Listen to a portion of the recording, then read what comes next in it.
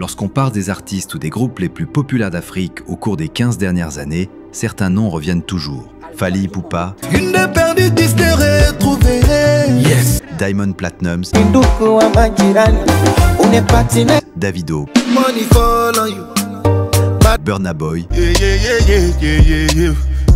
Mais aujourd'hui, nous allons parler d'un groupe qui, étonnamment, est rarement mentionné dans ces discussions. Et pourtant, ils ont conquis le monde bien avant beaucoup d'autres. Ils ont enchaîné les plus grands festivals internationaux,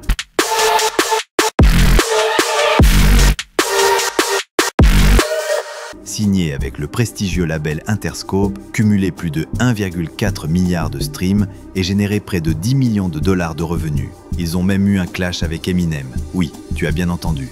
Et malgré ce succès mondial, ils restent quasiment inconnus en Afrique et même dans leur propre pays, l'Afrique du Sud, en dehors de leur communauté underground africanaire. Je parle de Die Antwoord,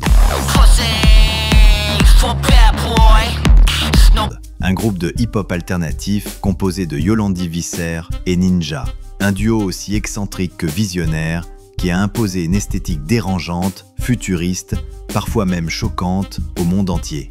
Mais pas à chez eux. Die Antwoord, c'est 4 albums studio, des tournées dans les plus grands festivals du monde, des clips à plusieurs centaines de millions de vues sur YouTube,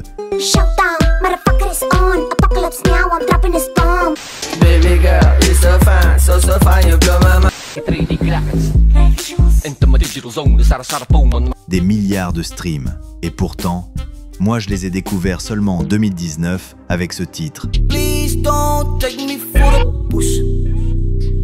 Please Don't Take Me For A Pose. Et là, choc total. Un clip sombre, dans un environnement étrange que je croyais venu d'Europe de l'Est, alors que c'était simplement les quartiers pauvres du Cap, en Afrique du Sud. Des visages bizarres, des figurants à l'allure presque inhumaine, qui reflètent pourtant la réalité crue de ces ghettos colorés et afrikaans du Cap. Un univers bordélique, dérangeant, violent, des scènes trash, des sons agressifs, des dialogues dans une langue que je ne comprenais même pas, de l'afrikaans, et qui, pour être honnête, me donnait presque l'impression de voir du satanisme.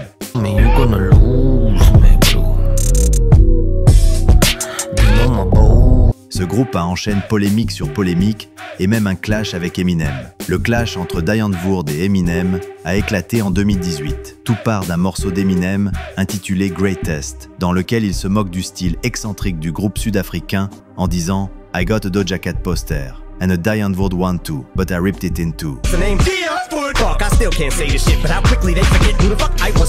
Yolandi Visser et Ninja n'ont pas aimé, surtout que selon eux, Eminem avait mal prononcé leur nom. Sur les réseaux, ils l'ont clashé en retour. Yolandi a traité Eminem de papa énervé et Ninja l'a tourné en dérision en freestyle, disant qu'il était vieux et plus aussi puissant qu'avant. Aujourd'hui, que deviennent-ils? Aujourd'hui, Die Antwoord est un groupe en déclin, presque fantomatique, après avoir atteint des sommets internationaux entre 2010 et 2016 avec des tubes comme Enter de Ninja, I Think You Freaky ou Banana Brain. Le duo a peu à peu disparu de la scène mainstream. Leur dernier album, House of Zeph, sorti en 2020, est passé relativement inaperçu malgré quelques titres forts.